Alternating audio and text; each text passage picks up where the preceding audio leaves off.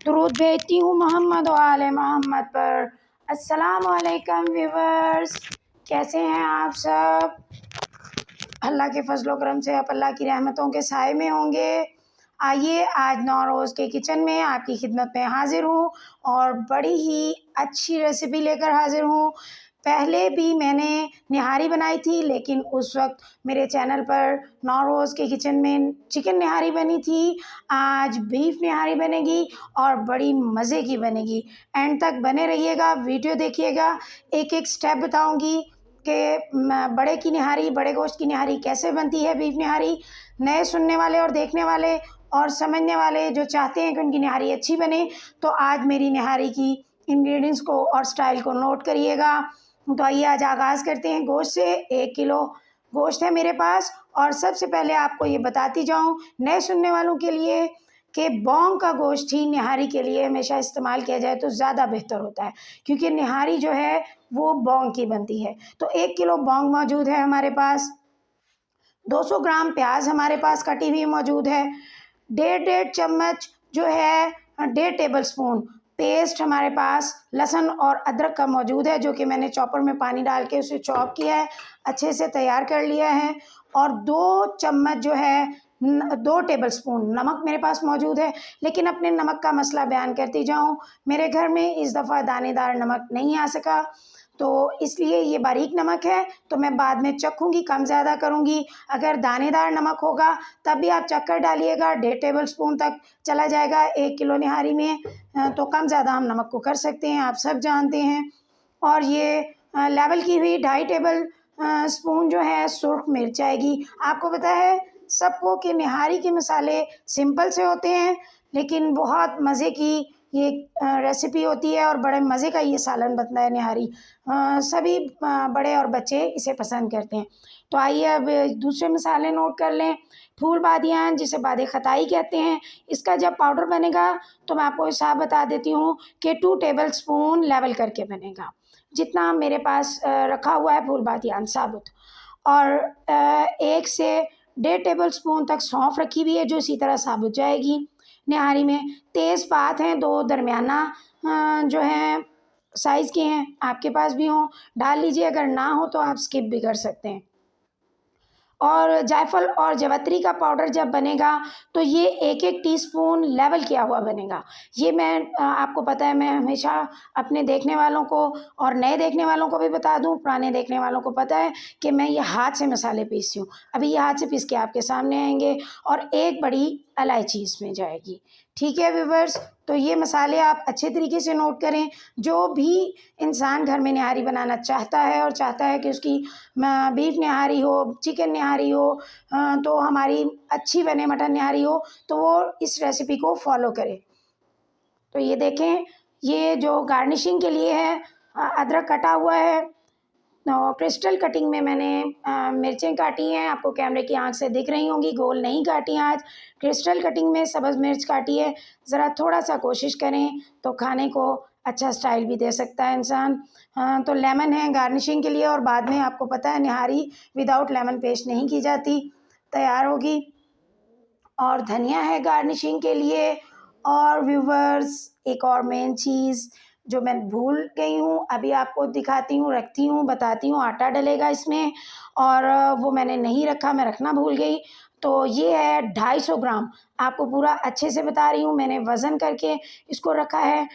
250 gram 250 gram جو ہے وہ آئل ہے میرے پاس۔ حسب ضرورت اس میں پانی جائے گا، اور حسب ضرورت ہی ہمارے پاس 2 سے 2.5 مٹھی آپ لگا لیں کہ آٹا جائے گا۔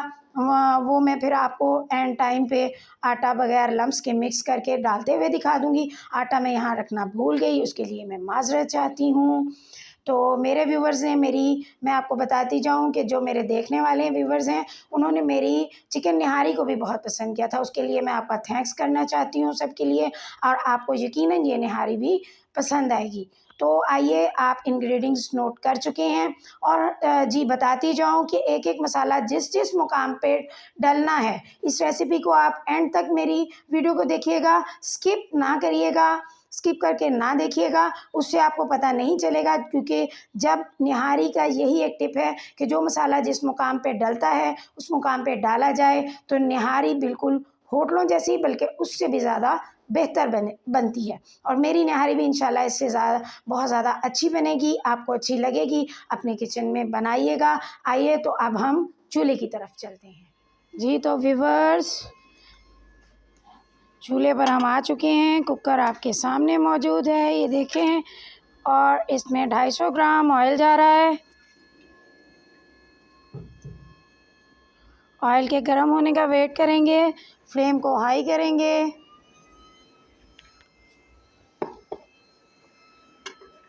تھوڑا سا آئل، سردیاں ہیں، زیادہ ٹھنڈا ہے، جلدی سے گرم ہو جائے تو پھر ملتے ہیں۔ جی تو ویورز، آئل گرم ہو گیا ہے، اس میں اب ہمارا پیاز جائے گا۔ آج میں نے سردی بھی زیادہ تھی، صبح ہمارے ہاں، اور کچن میں پھر روشنی کا ایشو ہو جاتا ہے، لائٹ جلائیں بھی تو سردیوں کے موسم میں لائٹ نہیں ہوتی ہے۔ میں نے کہا باہر بناتے ہیں اپنی یوٹیوب فیملی کے لیے۔ تو پیاز ہم ڈال چکے ہیں، ان کو تھوڑا سا فلیم بڑھائیں گے۔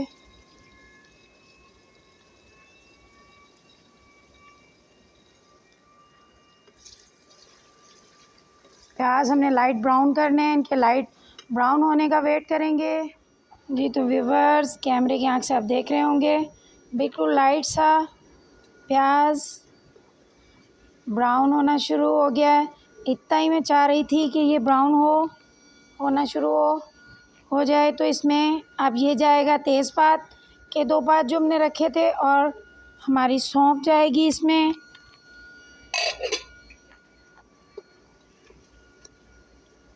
تھوڑا سا اس کو فرائی کریں گے، اس کے ساتھ ایک ایک ٹپ کو ایک ایک ٹائم پہ جو چیز ڈالی جا رہی ہے نہاری کی وہ آپ نوٹ کرتے جائیں تو نہاری آپ کی بہت زبردست بنے گی۔ اب ہم اس ٹائم پر اس میں گوشت ایڈ کریں گے۔ پیازوں کا کلر بھی آپ دیکھ سکتے ہیں اگر اچھے سے نظر نہ آ رہا ہو، یہ دیکھیں، اور اس ٹائم دھلا ہوا گوشت اس میں جائے گا۔ سونف اور تیز پات ہم ڈال چکے ہیں، اب اس میں گوشت جا چکا ہے، تھوڑی دیر ویٹ کریں گے اور پھر ہم گوشت چلائیں گے۔ میں آپ کو دکھاؤں، یہ دیکھیں، اب جیسا بھی ہے، میرا کوکر ذرا چھوٹا ہے، لمبے رخ پہ ہے، چوڑائی والے رخ پہ نہیں ہے، لیکن اس مقام پہ میں آپ کو بتاتی جاؤں ویورز، آپ کا برتن تو چینج بھی ہو سکتا ہے۔ ہم نے اس کی بھنائی ہائی فلیم پر پیازوں کے ساتھ کرنی ہے، گوشت کی بہت زیادہ۔ بس یہی ٹپ میں نے آپ کو چکن نہاری بناتے وقت بھی بتائی تھی، ہم نے گوشت کی بھنائی کرنی ہے کہ اس کی بھنائی اچھے سے ہو جائے، اور پیاز بھنائی کرتے ہوئے ہی ختم ہو جائے گا۔ اس کی اچھی سی بھنائی کرنی ہے گوشت کی، اور پھر اگلا سٹیپ آئے گا تو آپ کو بتاؤں گی، اس کی بھنائی کرتی ہوں، دکھاتی ہوں آپ کو۔ دیکھیں بھنائی ہو رہی ہے ابھی۔ بھنائی کرتے ہوئے آپ کو ایک اور بات بتاتی جاؤں ان ویورز کے لیے جنہیں بونگ کے بارے میں نہیں پتہ۔ بونگ کسائیوں کی زبان میں ہی کہتے ہیں گوشت کو، گوشت کے اس حصے کو اگر آپ بونگ کہیں گے وہ دیں گے آپ کو۔ اگر آپ کو پھر بھی جسے نہیں پتہ چلتا تو آسان لفظوں میں بتا دوں، اسے مچھلی کا گوشت بولتے ہیں۔ پنڈلی، جو ہماری پنڈلی ہوتی ہے، ویسے ہی جو جانور کی پنڈلی ہوتی ہے جسے ہم مچھلی کا گوشت بھی اردو اسپیکنگ لوگ بولتے ہیں۔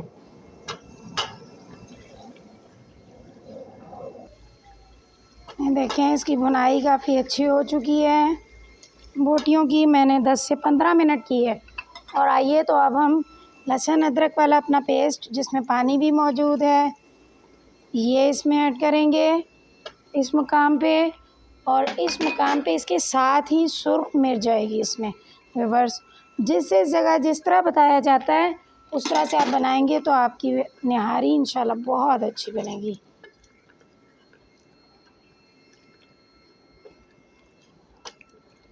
میرا کوکر ذرا چھوٹا ہے لیکن مجھے پریشر دینا ہے بس اس میں، تو اس لیے ڈالا اس میں، لیکن بھنائی اچھے سے کر لی میں نے۔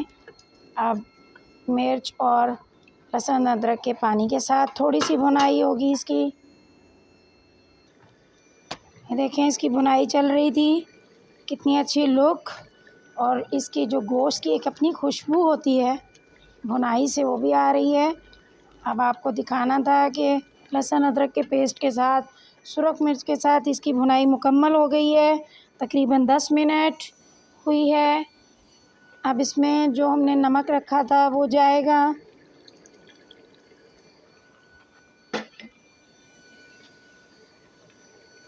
تھوڑا سا پانی کا چھینٹا لگاؤں گی میں اس سے، اور اب اس میں جائے گا، فلیم میرا ابھی بھی ہائی ہے، آپ بھی اپنا ہائی رکھیے گا۔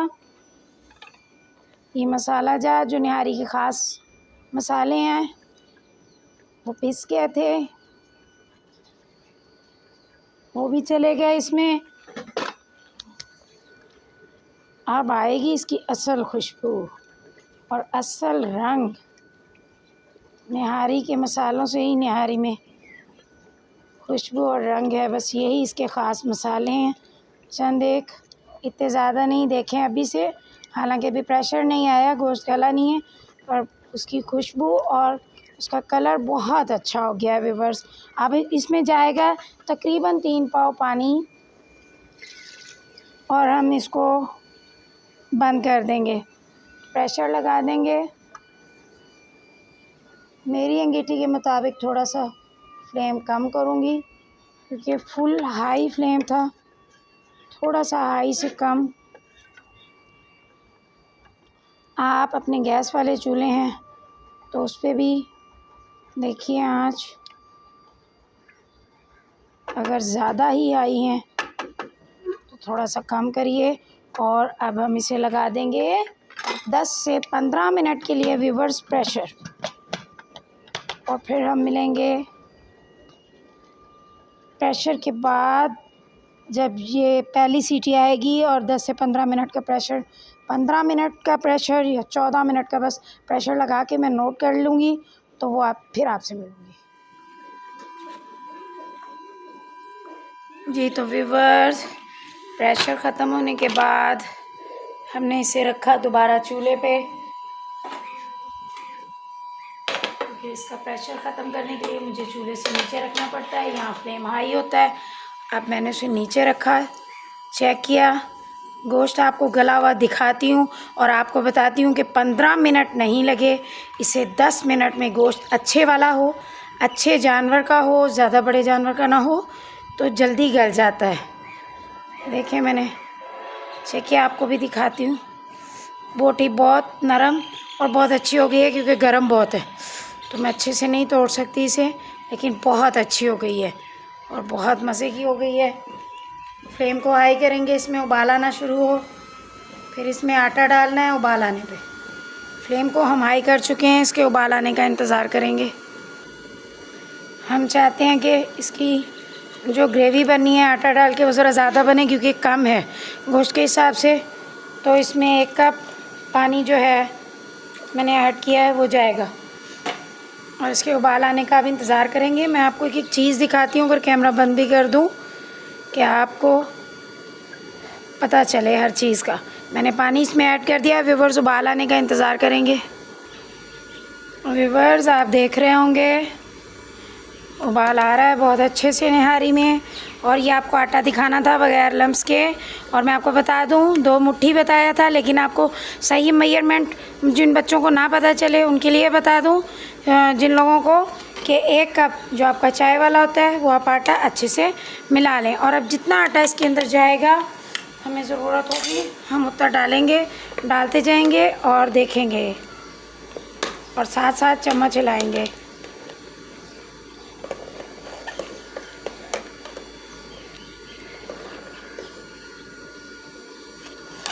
نہاری کا بس یہی مسالے اور آٹا، اس سے نہاری تیار۔ یہ دیکھیں کافی حد تک تھک ہو گیا ہے، تھوڑا سا اس میں ہم اور ڈالیں گے۔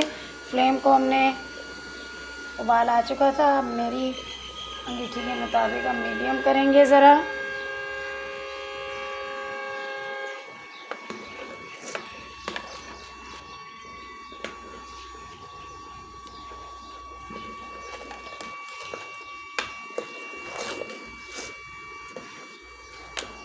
آپ دیکھ رہے ہوں گے آٹا اس میں ڈل چکا ہے.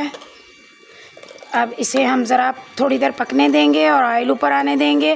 اور آپ کو ایک ٹپ کی بات بتاتی جاؤں کہ آئل اس میں شروع میں زیادہ اسی لیے ڈالا جاتا ہے کہ اس مقام پہ جلدی آئل کم ٹھنڈا ہونے پہ بھی چھوڑ دیتا ہے، ورنہ پھر آئل نہاری نہیں چھوڑتی. اور کچھ لوگ پھر اوپر تڑکا بنا کے آئل کا ڈالتے ہیں، تو مجھے ڈالنا نہیں پڑتا، میں آئل پہلے سے ایڈ کر دیتی ہوں. نہاری میں ہمیشہ ہی آئل زیادہ جاتا ہے، چاہے بعد میں تڑکا بنا کے ڈالیں اور چاہے پہلے اکٹھا ہی زیادہ ڈال دیں.